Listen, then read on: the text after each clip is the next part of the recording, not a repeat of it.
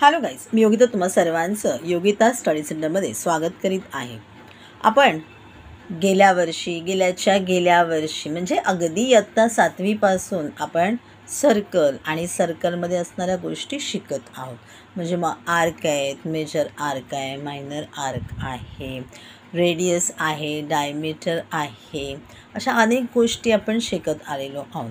तर ह्यावर्षी एक नवीन संकल्पना, एक नवीन गोष्ट शिकायची आहे आणि ती म्हणजे सेकंड अँड टँजंट. तर तुम्हाला काही फिगर्स दिसता आहेत. इथे एक सर्कल आहे, एक लाईन आहे.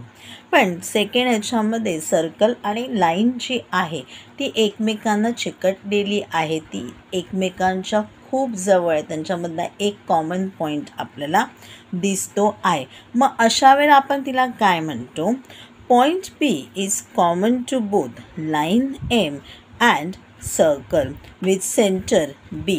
Here line M is called a tangent of the circle and point P is called the point of contact. म्हणजे ज्या वेळेला अशा प्रकारे एखादी लाईन सर्कलला टच केलेली असते, त्याच्यामध्ये एक पॉईंट हा कॉमन येणार असतो, फक्त एकच पॉईंट हा कॉमन येणार असतो, त्यावेळेला आपण त्या लाईनला त्या सर्कलची टँजंट असं म्हणतो. आणि ज्या ठिकाणी हा पॉईंट एकच पॉईंट आलेला असतो कॉमन, त्याला आपण पॉईंट ऑफ कॉन्टॅक्ट असं म्हणतो. आता आपण थर्ड जे आपल्याला फिगर दिली ती बघूया.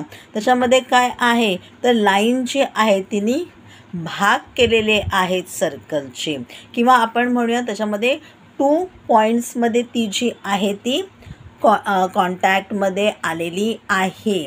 2 पॉईंट्स जे आहेत ते सर्कल आणि त्या लाईनवरचे सेम आहेत. अशा वेळेला आपण काय म्हणणार आहोत? 2 points Q and R are common to both the line N and circle with center C. Q and R are intersecting points of line N and the circle. Line N is called a secant of the circle.